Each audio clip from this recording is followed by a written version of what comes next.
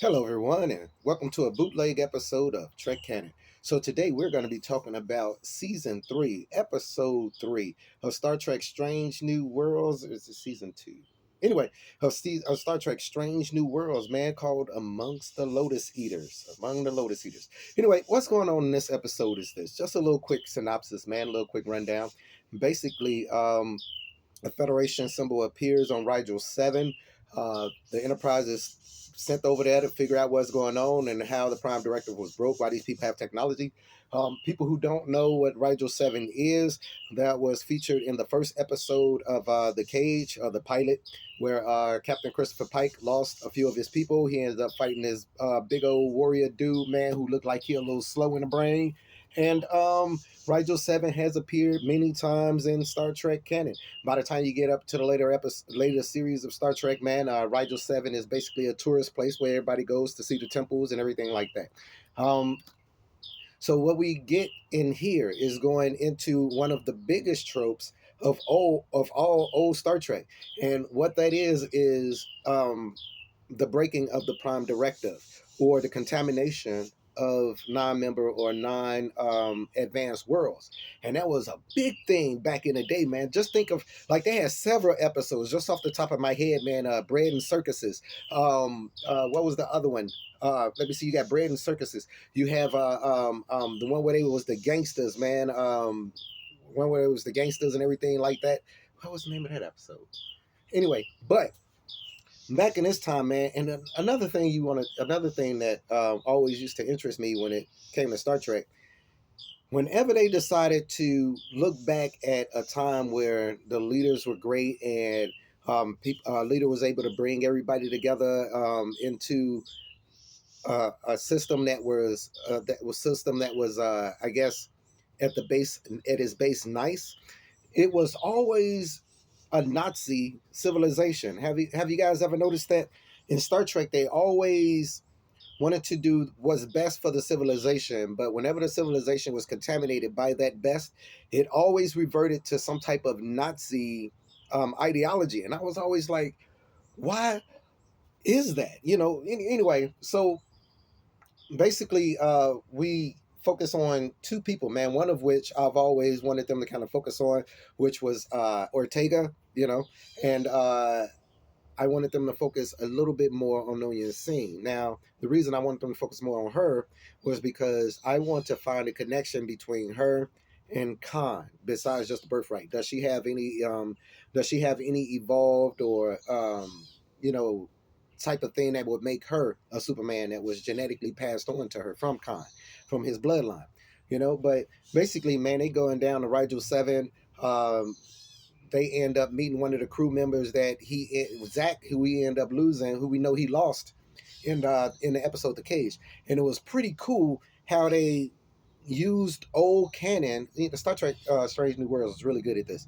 I appreciate how they used old canon to create a new storyline and to dive deeper into one of the Federation. It's not a member world, but it is a Federation world, vacation world. And so for archaeology and all that kind of stuff. But we get to go into what that contamination had kind of looked like. I wish they had went into a little bit more, but the thing is that because the moons of Rigel crashed and is only leaving one moon in future canon, Rigel only had one moon.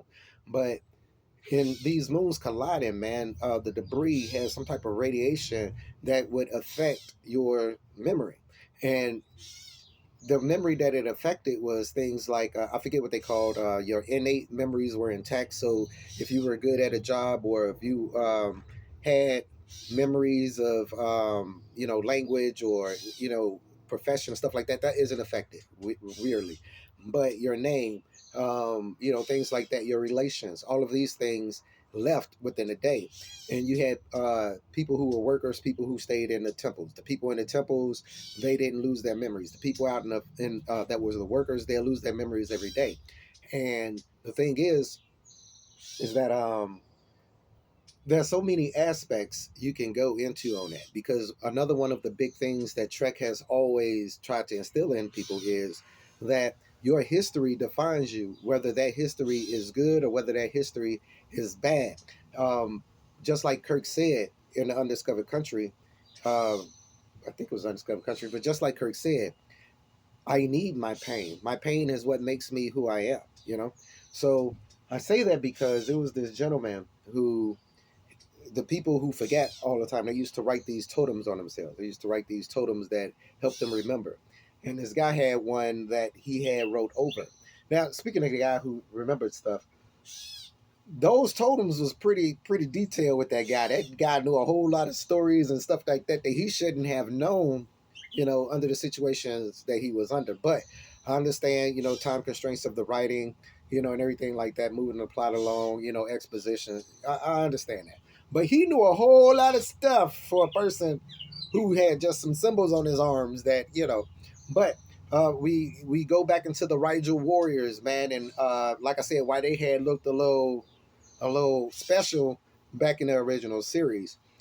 Zach, man, Zach ends up because of his technology and everything like that. He ends up basically becoming Lord of this area, the Lord of this world, and he blames Pike for leaving him there. Yeah, man. Pike, like, man, I didn't know you was alive, man. I didn't know what's up, man. Anyway, so he takes the Doctor, Pike, and Noonien Singh hostage, man, sends them out there so that they could start losing their memory, which they do. Now on the vessel, Spock is in command, and what's going on is that we think she thinks she's going to be going down to the planet man and far away mission. Kind of find out she needs to stay on board because they need their best pilot. Because again, of course, you got the debris fields in Star Trek that they always debris and super close. Is for some reason space ain't all that spacey when it comes to nebulas and debris fields in Star Trek. But she stays on board anyway. What's going on with the memory loss is starting to affect the people on the ship as well. All right, and I like the way they handled that. The crisis being on the ship, everybody losing their memories. But the thing is, man, the ship should have been destroyed after that. Um, think about the situation that happened in, say, what was it, the Naked Time? All right. Think about how when everybody was getting affected and it wasn't a lot of people to stay at their stations, the Enterprise starts spiraling down towards the planet. Ain't nobody driving this thing. You know what I mean? So you mean tell me that y'all didn't put the Enterprise on autopilot and it's going through, man, big old gigantic rocks hitting it and all this kind of stuff. But I did like one thing. I did like one thing about this, man, that whole thread and needle thing where she twisted the Enterprise, man, that whole little phaser beam thing, man, cut a hole through the asteroid. Was it realistic in Trek canon?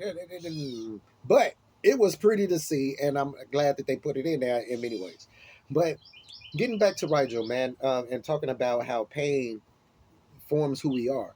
This guy that was helping him out, he was basically like, look, man, I ain't finna go up inside this temple because according to the things that I erased, I think my past is terrible, man. I don't want to remember. I feel the loss. I don't want to remember the details of that loss. And I understand where he was coming from. If you think about it, you already dealing with the pain, but what would be different in the pain and knowing why the pain was there? Because the people who you're grieving, or the people who you feel that loss for, will still be lost. But I like the decision that he ends up making at the end. Now let's talk about the Doctor, because I'm telling you, man, the Doctor's badass, man. But I wish he would have had a little bit more room to shine. However, I like the way that they play it off of each other down on the planet. Um, Let me see what else. As overall, man, this episode was pretty routine. It was pretty standard episode. Nothing to really, talk about as far as how it dealt with canon outside the things that people would normally know about, Rigel Seven. And I'm not talking about the seventh son or the Dominide, of Rigel from Farscape, whole nother show. But yeah, Rigel Seven has always been in Star Trek canon throughout the series.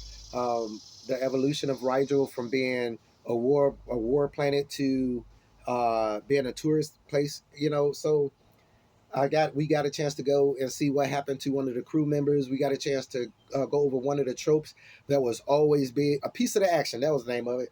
We got a chance to go over a lot of the tropes that happens, especially during the original series, where the Prime Directive was broken because a starship crashed on the planet, or because somebody left a book, or because somebody left a phaser or a communicator or something like that on the world. And for some strange reason, it always turns out to be either a warrior civilization, it becomes a warrior civilization, or some type of Nazi civilization. This, I'm gonna have to examine that one day, and to figure out why that is usually the natural progression when something human is left in an undeveloped species. That's one of the only things we'll leave, something that turns people into a more warrior race, or something that turns them into Nazis. Like, that's the weirdest thing in the world. But anyway, man, among the Lotus Eaters, how did you guys like the episode? What did you guys think, man? Hey, let me know. Let's talk about it, man. I love talking about Star Trek, man. How did you like this episode? But anyway, thank you guys for watching. Thanks for subscribing. Please ring the bell for any future content. And as always, peace, recycle, and say to whales, you guys be cool.